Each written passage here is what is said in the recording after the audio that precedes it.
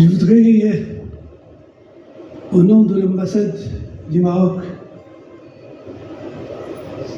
en Belgique et au Luxembourg, vous souhaiter la bienvenue et de vous remercier d'avoir accepté d'être parmi nous ce soir pour partager avec nous la célébration de cet anniversaire cher à tous les Marocains, de l'intérieur mais aussi de la diaspora.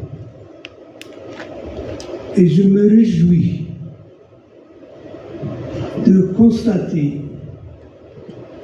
que cet anniversaire, cette année, est marqué par la présence de nombreux jeunes et de beaucoup d'étudiants d'origine marocaine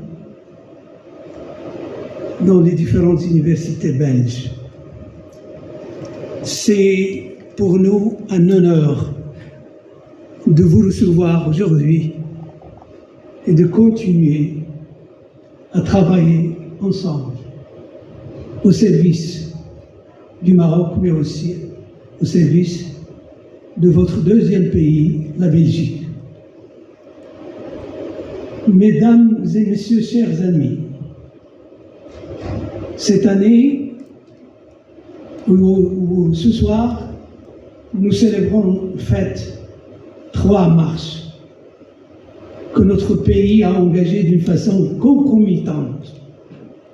Il y a d'abord la marche verte, lancée par feu Hassan II, par feu le roi Hassan II, un coup de génie qui a étonné le monde entier et qui a permis en un temps record, qui a permis en un temps record au Maroc de récupérer ces provinces sahariennes sans une goutte de sang.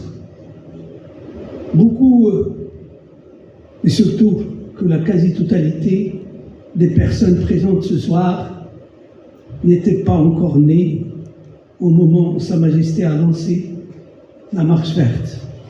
Beaucoup s'interrogent pourquoi cette marche verte et quels étaient les objectifs de cette marche verte. Sa Majesté a précisé dans ses mémoires qu'il avait appris au début de 1974 qu'il avait appris que les Espagnols étaient prêts à transférer la souveraineté des territoires à d'autres parties.